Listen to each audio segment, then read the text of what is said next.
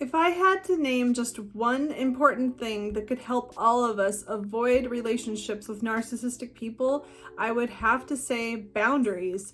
If everybody had healthy boundaries, it would be pretty tough to get stuck in an abusive relationship with a narcissistic person. But what are boundaries? How exactly do they work? And how do we set healthy boundaries with narcissistic people?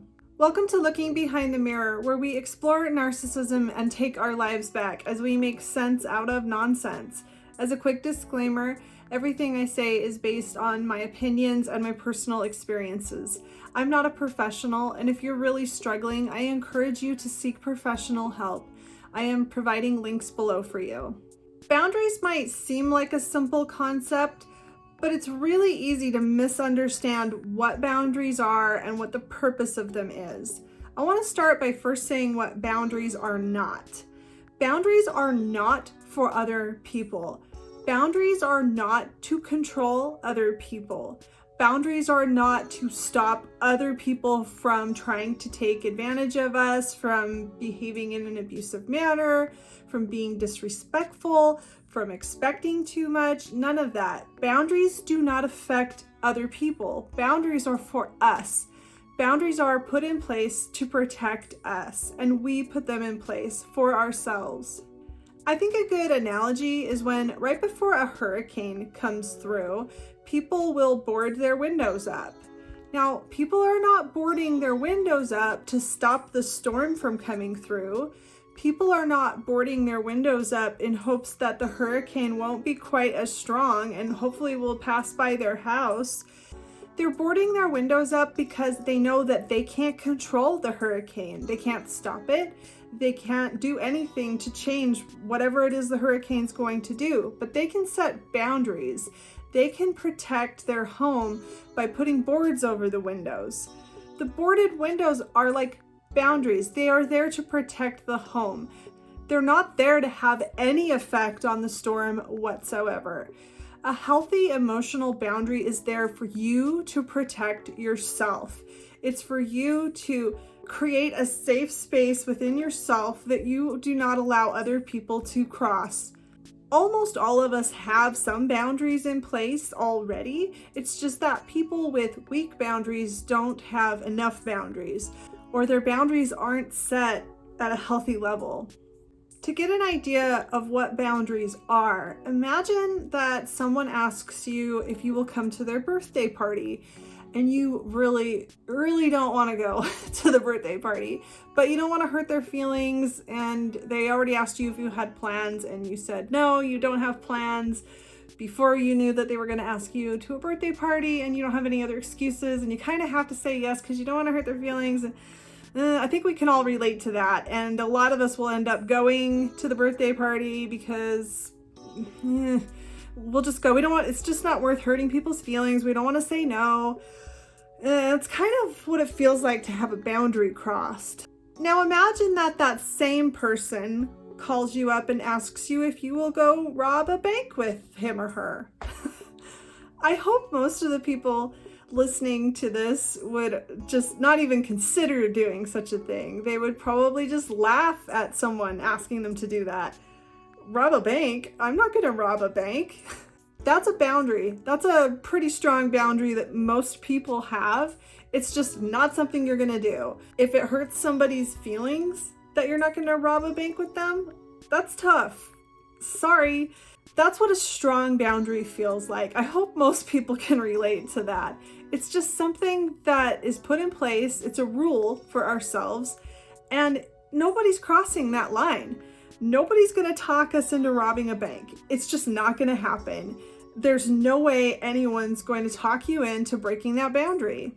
Now, on these two extremes, we have the birthday party you don't really want to go to, but you're going to go to it anyway, and then robbing a bank, which you're just not going to do no matter what.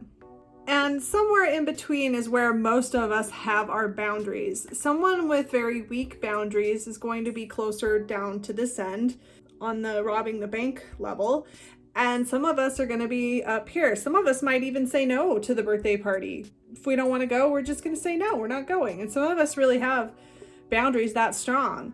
I mean, I think it can get to the point where you're being kind of rude and considerate, but you know what? Those are boundaries. It's not up to me or anyone else to decide for somebody else whether or not they should go to a birthday party. That's kind of what boundaries are. That's kind of the whole point. You really are in charge of your own life. It's your decision. If you want to go to a birthday party, you're the one that has the last say.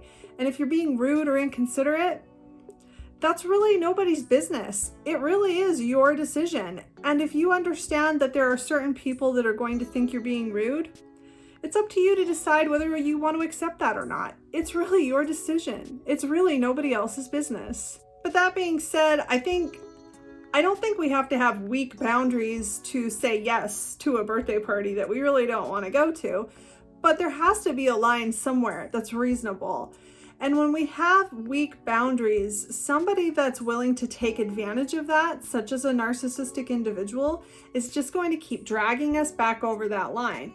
Dragging us and dragging us and dragging us, maybe eventually even to a point where we're robbing a bank with them. That's what having our boundaries crossed feels like. It's really a destruction of boundaries, because if we had boundaries in place, nobody would cross them. Once someone crosses a boundary, it's really no longer a boundary. Once a hurricane breaks through a window with a board over it, the board's gone. This can become a very serious problem when we're with a narcissistic and or abusive individual. Narcissistic people have no respect for your boundaries. They have no respect for your autonomy. They have no respect for any individual rights that you have as a person. They will control your time. They will guilt you into things that you're not comfortable doing. They will talk you into spending money on things you don't want to spend on, spending money on them, and investing in things that they want you to invest in, making you quit your job if that benefits them in some way, even if it's just because that's how they feel like they're emotionally in control.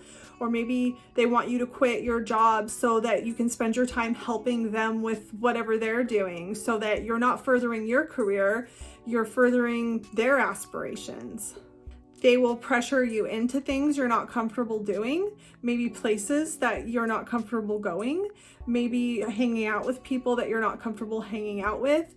It can even get to a point where you're being pressured into trying certain substances that you would normally not, or doing illegal things that you would normally not do, or even things in your intimate life that you should have the final say in, doing things that you would never dream of doing, but your boundaries are being obliterated. So you're doing things that go completely against your values, that you're not comfortable with, that violate your whole sense of autonomy, because you're with someone that has no respect for your boundaries and you don't know how to set healthy boundaries.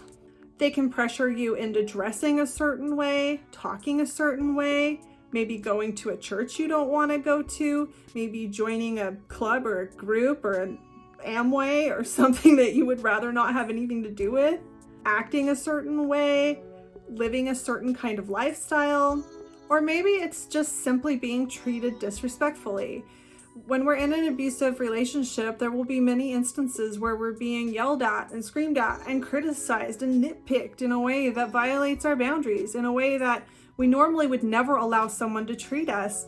But because we're in this abusive relationship and we're being manipulated, our boundaries have been slowly worn down, and we've given up a little bit and a little bit and a little bit until we're in a situation where we're allowing things that we would have never allowed before. I remember a relationship I was in where in the back of my mind, I had this thought of, I should just get up, get my stuff, and walk out the door. And I wish I would have listened to that voice. If I had listened to that voice, it would be a boundary. That's how you enforce a boundary. You look at the situation and you say, this is not okay with me. I am going to leave. I ignored that voice for many reasons, but I shouldn't have. I really wish I could go back and just pick my stuff up and walk out the door. And I want to make this point that arguing is not setting a boundary. If somebody is crossing your boundaries and being disrespectful, abusive, manipulative, and you start arguing with them, you're actually validating their behavior. You're adding credibility and importance to the way that they're behaving. You're arguing with them. You cannot argue with somebody that's irrational, illogical, cruel, and just doesn't care about anything that you have to say, because now you're just feeding the fire. If we go back to the example of somebody calling you up and asking you to rob a bank with them, would you sit and argue with them, really? I mean, you might say, wow, seriously, are you crazy? I'm not going to do that. And you might throw in a couple because it's illegal, but you're going to cut the conversation off pretty quickly.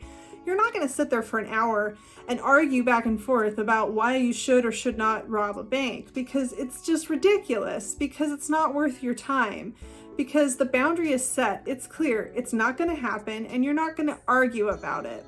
When someone treats you with disrespect, when someone's abusive towards you, arguing is the worst thing you can do, because you shouldn't have to explain to a grown adult a basic, decent way of treating you.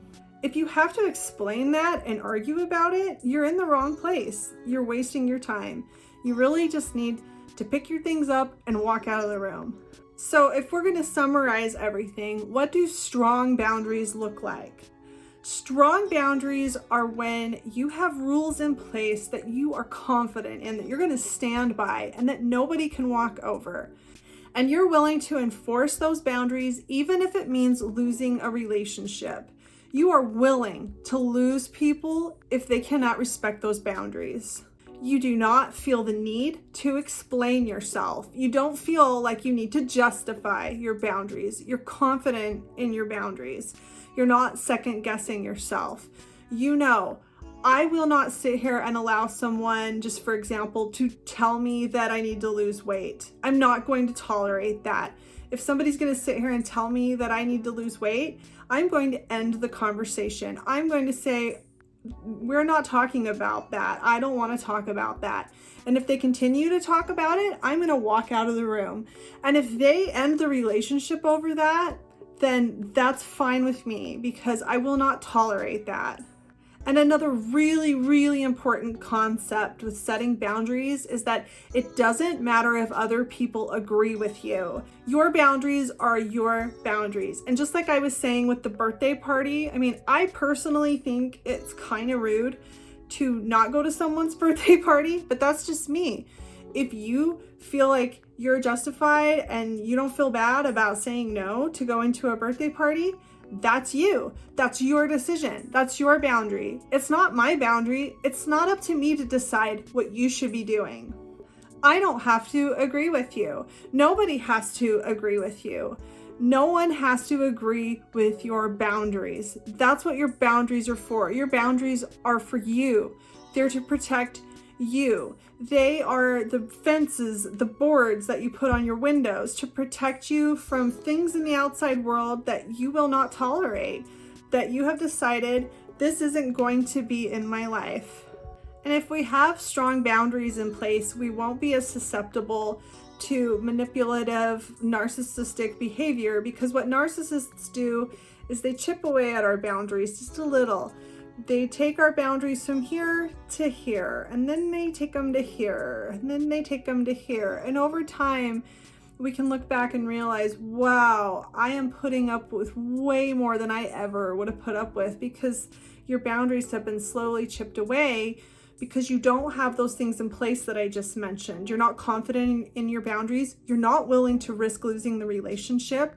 You need this other person to agree with you. You feel like you have to justify yourself. You feel like you don't have a right to set your own boundaries if other people don't agree with you. And those are all a big recipe for being taken advantage of by manipulative, toxic, narcissistic people.